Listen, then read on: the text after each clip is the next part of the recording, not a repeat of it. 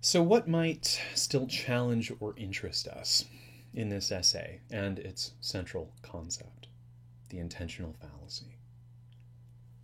First, we might note that the intentional fallacy serves as a useful heuristic for the literature classroom. When I teach the poetry of Sylvia Plath, for instance, one of my favorite poets, many students want to see her suicide, or the impulse to suicide, or what Freud might call the death drive, in every poem. Well, I'm very fascinated by the role that suicide and death more generally might play in Plath's work, and am intrigued in a kind of fanboyish way by accounts of her life and her diary. When I teach her work, I often have to institute a provisional rule in the classroom, right?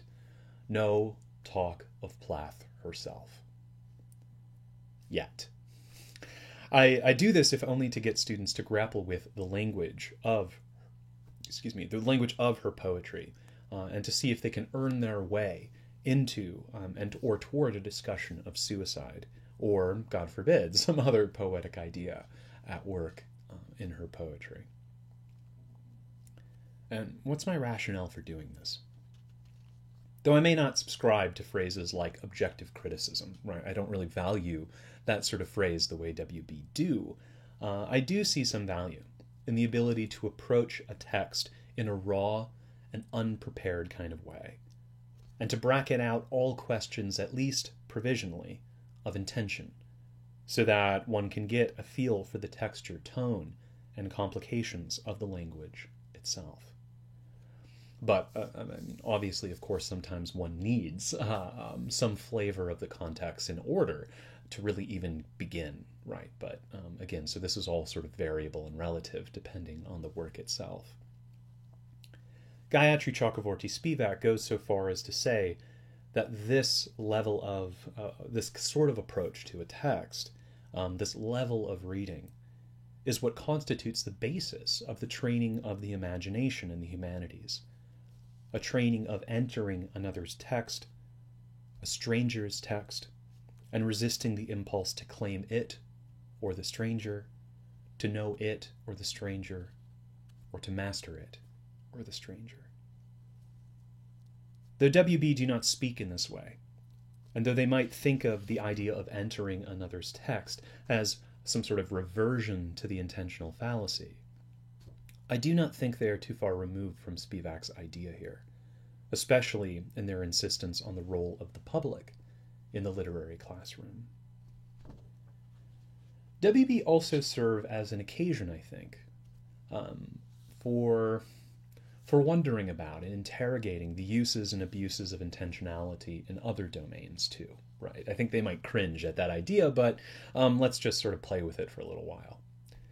In the prosecution of someone involved in the death of another person, for instance, the intention of the defendant has a great deal to do with the charges levied against him or her.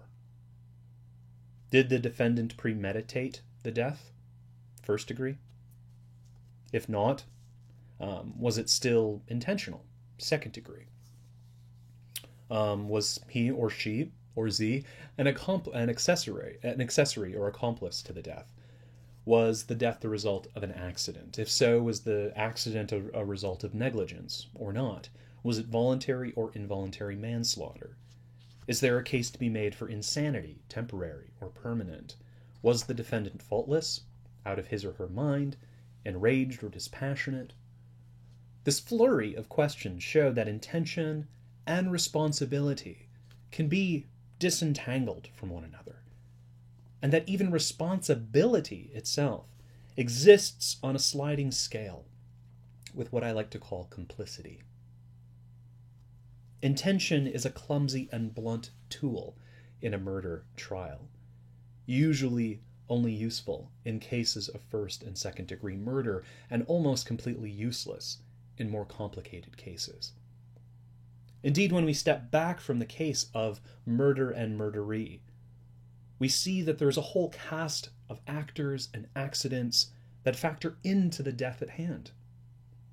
Perhaps the particular arrangement of red and green traffic lights that delayed or sped up the collision of murder and murderee might mean a world of difference.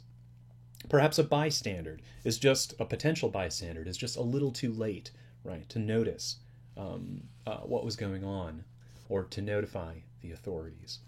Perhaps a bad day, the result of several innumerable factors, leads to the bad occasion itself.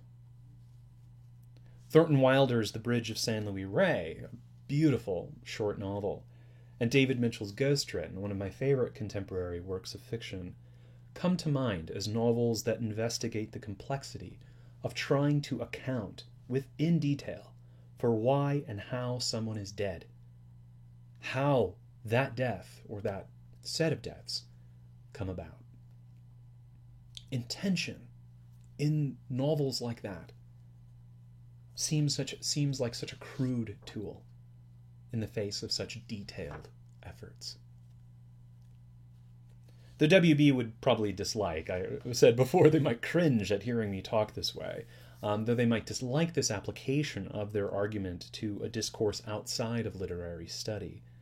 The application of the intentional fallacy to the domain of law and criminal prosecution, or even something like fate. A thinker like Emmanuel Levinas develops his own ideas about the relationship between intention and responsibility. In his classic essay, Is Ontology Fundamental?, he writes, quote, "To think is no longer to contemplate, but to be engaged, merged with what we think, launched, the dramatic event of being in the world," that seminal Heideggerian term. The comedy, he continues, begins with our simplest gestures. They all entail an inevitable awkwardness. Reaching out my hand to pull a chair toward me, I have folded the arm of my jacket, scratched the floor, and dropped my cigarette ash. In doing what I willed to do, I did 1,001 things I hadn't willed to do. The act was not pure. I left traces. Wiping away these traces, I left others. Sherlock Holmes will apply his science to this irreducible coarseness of each of my initiatives, and thus the comedy may take a tragic turn. When the awkwardness of the act is turned against the goal pursued, we are in the midst of tragedy. Laius, in attempting to thwart the fatal predictions, undertakes precisely what is necessary to fulfill them. Oedipus, in succeeding, works toward his own misfortune. It is like an animal fleeing in a straight line across the snow before the sound of the hunters, thus leaving the very traces that will lead to its death. Thus, this is the important sentence, thus we are responsible beyond our intentions. It is impossible for the attention directing the act to avoid inadvertent action. We get caught